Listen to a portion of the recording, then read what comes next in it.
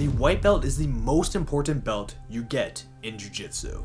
Even though you get this belt just by signing up, 99% of people won't achieve this step. Then once you get it, you'll spend tons of years being put through trial by fire against all sorts of individuals. But what if I told you there's a way to lessen this pain?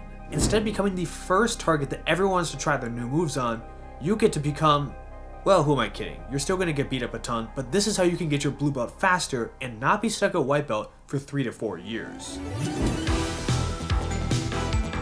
Holy crap, look at that. The first thing I mentioned is to train. You'll need to do this as much as you can.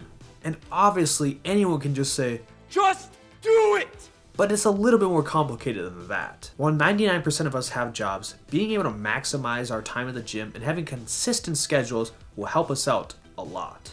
We don't want to be that guy that watched Conor McGregor win a UFC fight, whenever that last was, and then he goes to the gym, does 30 classes in a row, and then he's MIA the rest of the month. Do you remember being in high school and you try and cram everything you could right before a test? How well did that work for you? Jiu-jitsu is the same way.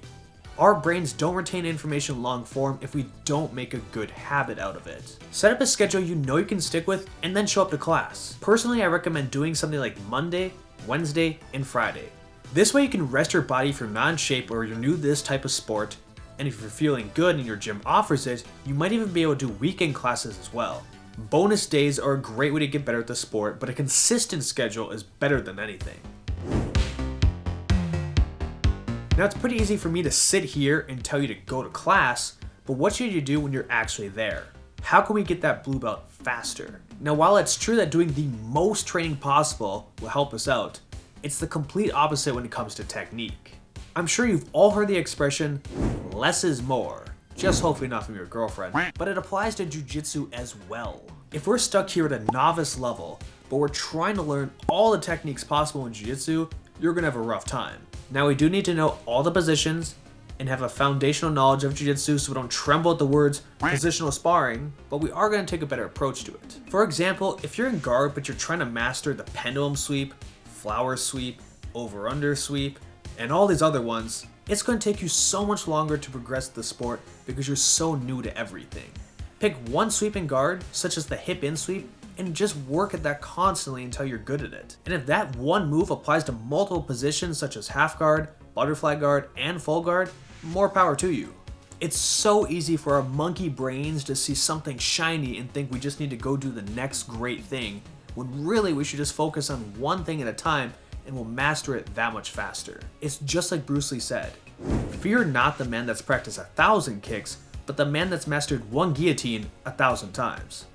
Or something like that. Now I understand that your coach is going to show you a variety of techniques, but he's just trying to show you things that could help you or you may be interested in.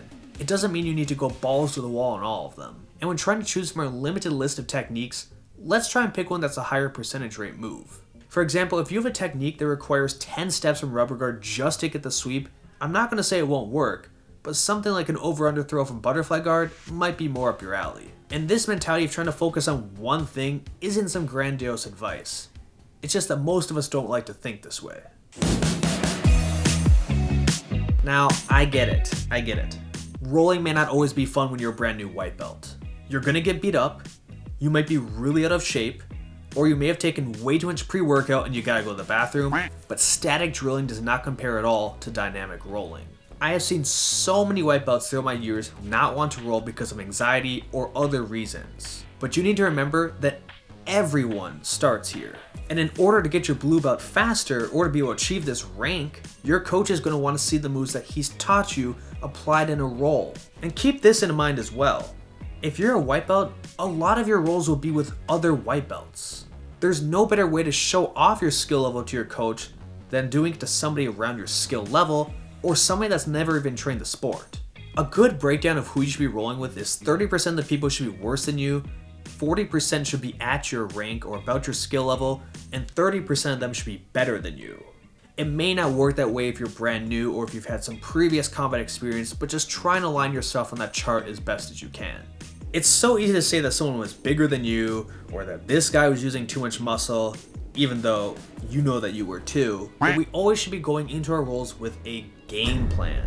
Whether it be that you're working sweeps from a specific position, you're working on grip retention or being able to avoid their grips, or maybe you're just working your takedowns, you should always have a plan.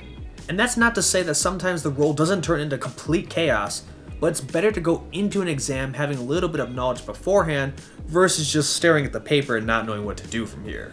When I'm mapping my plan, I typically have a position I need to start in, a move that I need to do to get to the next position, and then a finisher, much like a beginning, middle, and end. And the roadmaps will obviously vary, but you'll become proficient faster and people will notice. Now this last piece of advice is a little bit different, but it's being a good student. It's very common that you'll see some people that are very good at jiu-jitsu, but they're complete dicks. And part of the journey about the sport is that you should also be a good teammate to people. The guy that goes out there and thanks you for every roll and he tries to help you with techniques is worth more than 4 good people that are good at jiu-jitsu, but their attitude drives everyone away. Win or lose, I say good job to everybody that I roll with. Even if they're a white belt and I completely smashed them, or they're a better black belt than me and they crushed me. Small morale boosts go a long way to help you make friends, a better gym, and a stronger team for you to learn from. Don't feel like you need to clean the mats or do anything crazy. Remember, this is a service that you pay for, but being a good person costs nothing. Make your partner and others feel welcome to train with you, and this will help you out a lot more in your jiu-jitsu career than you may believe. But if you want to know how good you should be at every belt, make sure to check out this video here.